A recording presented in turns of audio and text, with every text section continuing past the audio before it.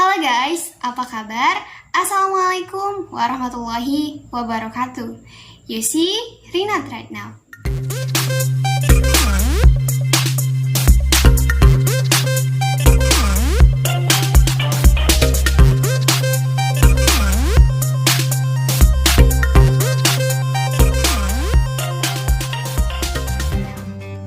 Sesuai judul yang sudah saya tulis di bawah, kali ini saya akan membahas mengenai konflik sosial yang ada dalam film Strip dan Pensil karya Ernest Prakasa, seorang komedian juga penulis skenario film asal Indonesia yang mana nanti akan kita analisis ke dalam teori konflik Ralph Dahrendorf.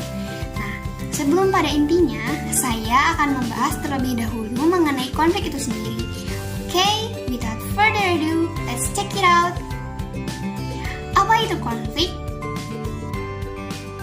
Dikutip dari gurupendidikan.co.id, menurut Max Weber, konflik merupakan hubungan sosial apabila di sepanjang tindakan yang ada di dalamnya secara sengaja ditujukan untuk melaksanakan kehendak satu pihak untuk melawan pihak lain. Dengan demikian, konflik dimaknai sebagai keinginan untuk memaksakan kehendaknya pada pihak lain. Mengapa konflik bisa terjadi? Tadi udah dijelaskan ya, dari pengertiannya saja sudah bisa kita ambil kesimpulan, yaitu konflik bisa terjadi karena ada satu pihak yang memiliki keinginan untuk memaksakan kehendaknya kepada pihak lain.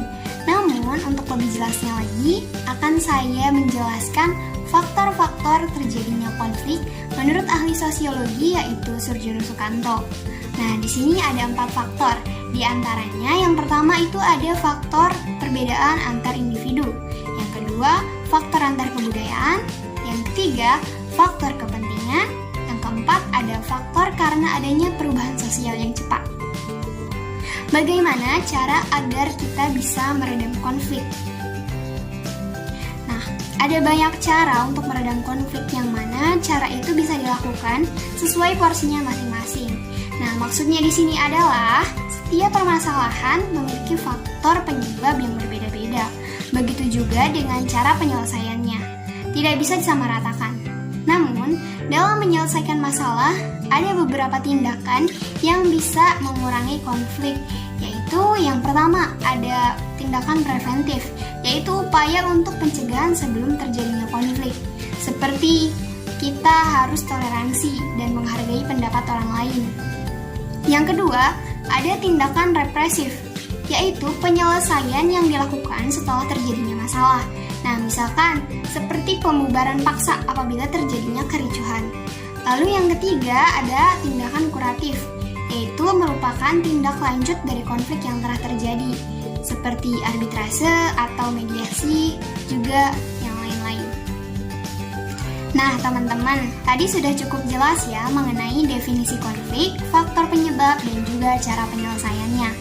Nah, kali ini kita akan masuk pada inti diskusi kali ini, yaitu mengenai konflik yang ada dalam film Strip dan Pensil ini.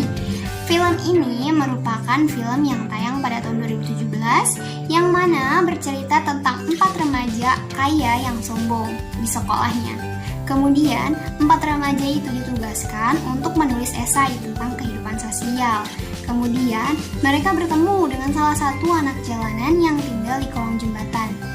Lalu, mereka memiliki ide untuk menjadikan kisah anak jalanan itu sebagai rujukan dan penelitian hingga mendirikan sekolah untuk anak-anak di kolong jembatan tersebut.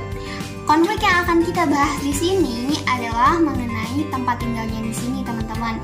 Nah, di sana diperlihatkan bahwa ada konflik antara aparat pemerintah dengan masyarakat kolong jembatan tersebut, yang mana akan ada penggusuran lahan oleh pemerintah hingga terjadi ricuh saat melakukan aksi demonstrasi. Nah, kita masuk ke teori Ralph Dahrendorf itu sendiri ya, teman-teman. Menurut analisis saya, konflik ini sesuai dengan teori konflik menurut Ralph Dahrendorf, yang mana beliau menjelaskan bahwa masyarakat terbagi dalam 2 kelas atas dasar pemilikan kewenangan, yaitu yang pertama itu ada kelas yang memiliki kewenangan atau yang dominan. Yang kedua, ada kelas yang tidak memiliki kewenangan atau subjeksi. Nah, menurut teori ini, masyarakat terintegrasi karena adanya kelompok kepentingan dominan yang menguasai masyarakat banyak. Dalam film ini, memperlihatkan bahwa aparat pemerintah memiliki kewenangan atas atau kelas dominan. Nah, dan masyarakat kolong jembatan ini sendiri merupakan kelas yang tidak memiliki kewenangan atau kelas subjeksi, yang mana mereka berkonflik mengenai kepemilikan izin tempat tinggal yang tidak seharusnya ditempati oleh masyarakat tersebut.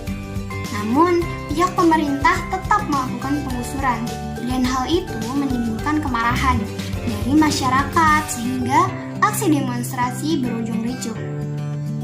Nah, hal seperti ini juga terjadi bukan hanya dalam film Stick dan Pensil saja teman-teman, tapi di film lain juga ada.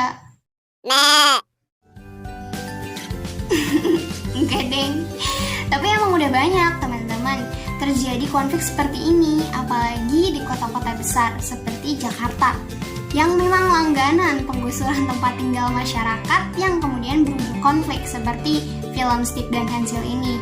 Nah, ada itu yang kemarin penggusuran di Menteng, Jakarta Selatan pada Senin 20 Maret 2021 kalau nggak salah ya.